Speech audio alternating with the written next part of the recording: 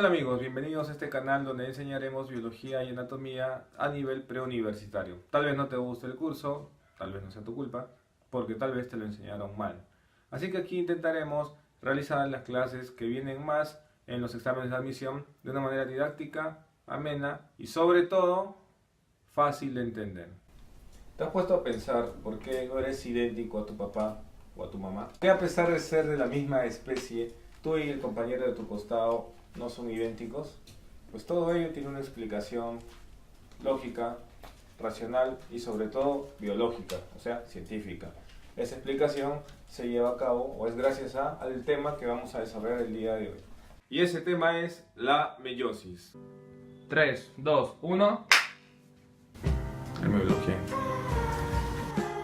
¿Qué es la meiosis? La meiosis es un tipo de división celular que se da en células germinales. Ahora, la pregunta es, ¿qué es una célula germinal? Pues una célula germinal son los precursores de los gametos, o sea, son los padres de nuestras células sexuales, ¿no? Entonces quiere decir que la meiosis permite a las células germinales formar nuestros gametos. Y lo apuntamos, ¿no?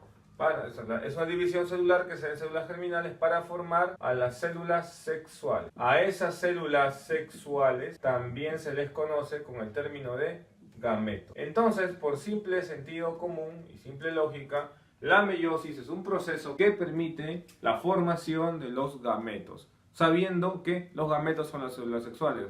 Jugamos un poquito con la terminología, con las palabras griegas, si queremos decir origen de gametos en una sola palabra. Origen podríamos ponerlo simplemente como génesis, juntamos con gametos y hablaríamos de la gametogénesis. Entonces la meiosis es un proceso que nos permite realizar la gametogénesis, o sea, la formación de nuestros gametos, o sea, la formación de nuestras células sexuales. Para explicar qué es la gametogénesis hay que recordar en qué órgano se lleva a cabo este proceso. Dichos órganos son conocidos o son denominados las gónadas. Entonces, siendo las gónadas los órganos donde se lleva a cabo la gametogénesis, vamos a recordar que hay dos tipos de gónadas, dependiendo del sexo, masculina o femenina. La gónada masculina recibe el nombre de testículos y las gónadas femeninas reciben el nombre de ovarios, en primer lugar ello. Entonces supongamos que queremos observar cómo sea, o por lo menos de qué manera viene dándose la gametogénesis en un organismo masculino, en un ser humano masculino, en uno de tus compañeros. Le haríamos una biopsia del testículo. ¿Sabes cómo se hace una biopsia? Agarramos una agujita, se la introducimos en el testículo. En el huevito. Sin anestesia. Mentira, con anestesia. Y aspiramos un poquito. Luego de ello, vamos a observar que en ese testículo, si lo viésemos al microscopio, su unidad se denomina los túbulos seminíferos. Entonces, en esa unidad de túbulos seminíferos hay un epitelio, al cual se le llama el epitelio germinativo. Y ese epitelio germinativo, bajo influencia hormonal, principalmente la hormona testosterona,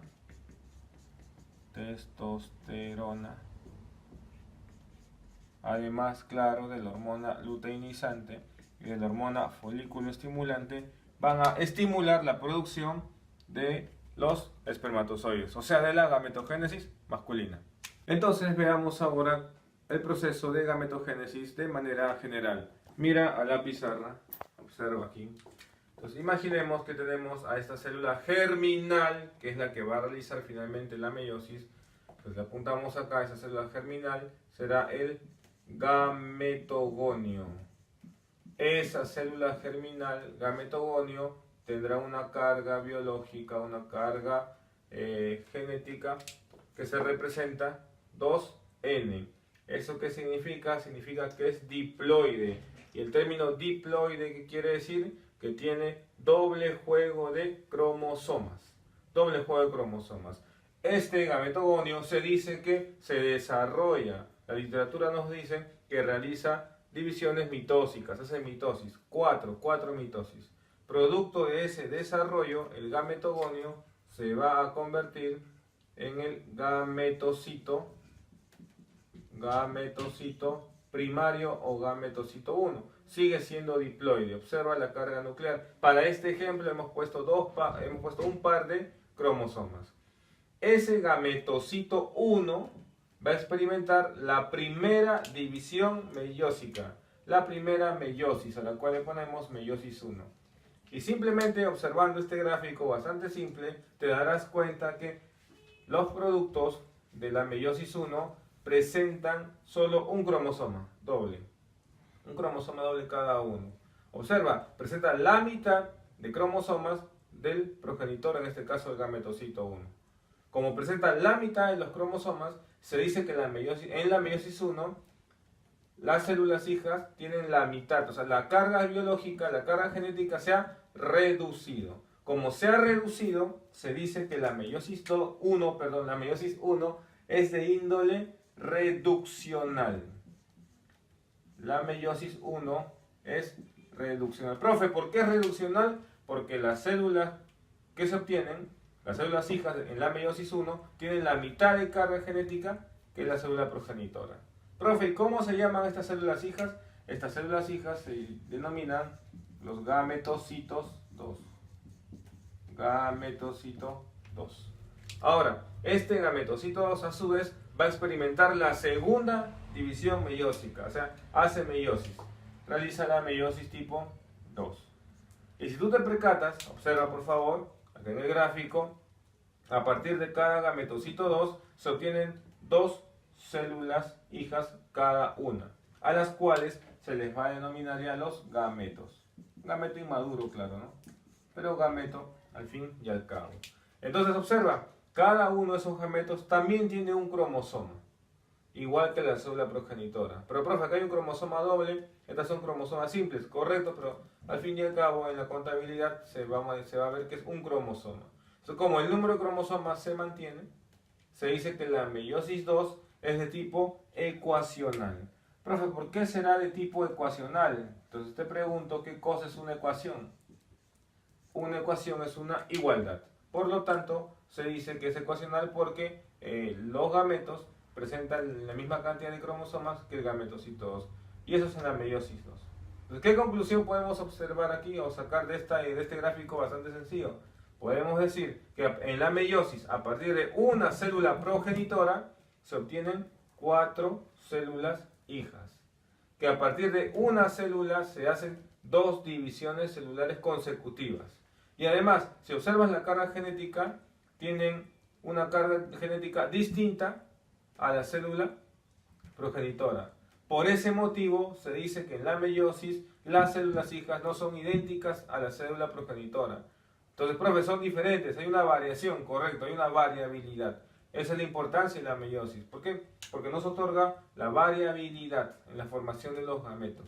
O sea, los gametos van a contener información biológica, digamos, variable en función o respectivamente comparándolos con el gametogonio o la célula madre. Entonces, eso es lo más importante de la meiosis, que hay que recordar, que me asegura la variabilidad en la reproducción sexual.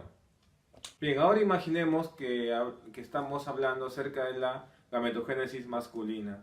Entonces, como en la gametogénesis masculina se va a formar el gameto masculino, el cual es el espermatozoide, el nombre será de este proceso la espermatogénesis. Entonces, imaginemos que estamos en los testículos de alguno de tus compañeros y vamos a ver, la célula germinal no se llamará gametogonio, ¿cómo se llamará? Espermatogonio. Ese espermatogonio hará las 4 mitosis y formará al espermatocito primario o espermatocito tipo 1. Muy bien, ese espermatocito tipo 1 experimentará la primera meiosis reduccional y originará al espermatocito 2.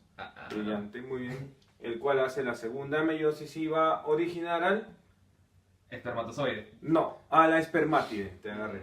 Es la espermátide. La espermátide todavía no es el espermatozoide maduro. Este espermátide no tiene movilidad, tiene que madurar, tiene que capacitarse.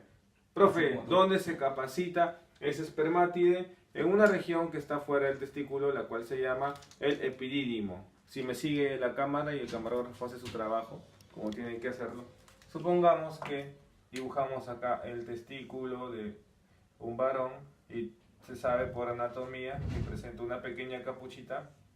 Esta capuchita que voy a sombrear aquí es el epidídimo. Ahí experimenta la primera capacitación. ¿A qué nos referimos con la primera capacitación?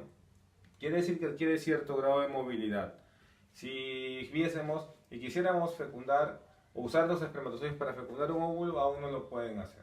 ¿Por qué, profe? Porque esos espermatozoides que están aquí tienen que combinarse o mezclarse con las secreciones de los demás órganos del aparato reproductor masculino. Camarógrafo que conoce su anatomía sabe cuáles son los demás órganos del aparato reproductor masculino. ¿Cuáles son?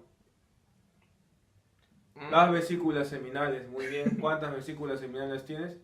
Dos. Correcto, muy bien. El otro órgano tan temido por los hombres que llegan a los 50 años. La próstata. La próstata, muy bien. Y la otra glándula es la glándula de Cooper. Cada una de ellas va a producir una secreción que van a nutrir o van a generar que el medio para los espermatozoides sea el adecuado. O sea, la combinación de esas secreciones más los espermatozoides se llama semen. Y recién los espermatozoides cuando están en el semen tienen la capacidad para fecundar al ovocito. Entonces, el alumno puede preguntar, profe, ¿y los hombres desde qué edad empezamos a producir los espermatozoides? O sea, ¿desde qué edad empezamos a hacer la espermatogénesis? Y la respuesta es simple, ¿no? Desde la pubertad. ¿Y a qué edad empieza la pubertad? Dependiendo mucho de varios factores, pero en promedio en nuestro país empieza entre los 12 a 13 años. Cuando te levantas de la cama y tienes un sueño húmedo, ¿no? Ves que tu ropa estaba húmeda, piensan que te has meado y probablemente sea un sueño húmedo. Muy bien. Entonces, la otra pregunta sería, ¿y hasta qué edad producimos espermatozoides, los hombres? Profunda consulta. ¿Y esos sueños húmedos, o sea, son así involuntarios? No. ¿No? Mentira, sí son involuntarios, sí. Ya. Pero no te desvíes del tema, no cuentes tu caso, por favor. Ya estás viejo para esas cosas. Pero mira, te preguntaba, ¿hasta qué edad producimos espermatozoides los hombres? ¿También hay una andropausia, igual que la mujer se detiene en nuestra producción de espermatozoides? No. El hombre produce espermatozoides hasta el último segundo de su vida, influenciado por las hormonas que te mencioné hace rato. Entonces tú lo ves al abuelito, decrépito, peladito, sin dientes, jorobado con su bastón. Qué tierno, dice la señorita, el abuelito, ¿no? Pero ese abuelito, así como tú lo ves, está produciendo sus espermatozoides. Así que ten cuidado. Profe, ¿y en las mujeres entonces este proceso cómo se llama? No se llama espermatogénesis, no. ¿Cómo se llama? La ovogénesis. Profe, ¿y desde a qué edad empieza la ovogénesis en la mujer? ¿También en la pubertad? ¿También con la primera menstruación? Pues no, las mujeres se nos adelantan y por mucho. La ovogénesis en la mujer empieza desde que ellas están en el útero de su mamá. O sea, desde la etapa prenatal empieza la ovogénesis, o sea, la formación de sus gametos. En la hora del nacimiento, cuando nacen, ese proceso se detiene y se vuelven a activar recién años después con la primera menstruación, a la cual se denomina menarquía. Muy bien, menarquía. Entonces, con la menarquía se activa la ovogénesis.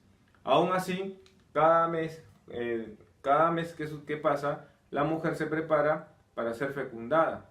O mejor dicho, los ovocitos se preparan para ser fecundados. Si es que fueran fecundados, recién la ovogénesis en la mujer culmina cuando el ovocito es fecundado. Si no es fecundado, como bien todos sabemos, se produce el proceso de menstruación. Profe, ¿y hasta qué edad la mujer produce sus ovocitos? Ahí sí tiene un tiempo limitado, ¿no? Más o menos en nuestro país hasta entre los 45 y 50 años, y ese proceso se le llama menopausia, el cual también está regulado por la alteración hormonal de estrógenos y progesteronas, folículo estimulante y también el luteinizante, la hormona luteinizante. Entonces, imagínate una mujer que llega a esa edad, que tiene un cambio hormonal, pues tiene también conductas pues que poquito complejas, ¿no? Un poquito raras. Si la asocias a que ya la mayoría de mujeres tienen un trastorno psicológico, más las alteraciones hormonales, pues entendemos muchas veces a lo que experimentan las mujeres de esa edad. Ahora, ponte el caso, tú tienes hermanas, ¿no? Ustedes señoritas que me están viendo, están en la adolescencia, también están viviendo otro cambio hormonal. Y en la casa hay un choque de hormonas entre la adolescente y la madre que está en la menopausia. ¿Quién paga las consecuencias de dicho enfrentamiento hormonal? El hermano. Los hermanos o los varones que vimos ahí. Entonces no te olvides que el varón produce sus espermatozoides desde la pubertad hasta el último día de su vida, y en cambio la mujer produce los óvulos desde la vida prenatal hasta la menopausia. Hasta aquí la primera parte de la meiosis. Nos vemos en el siguiente video para explicar las etapas de la meiosis. Chao.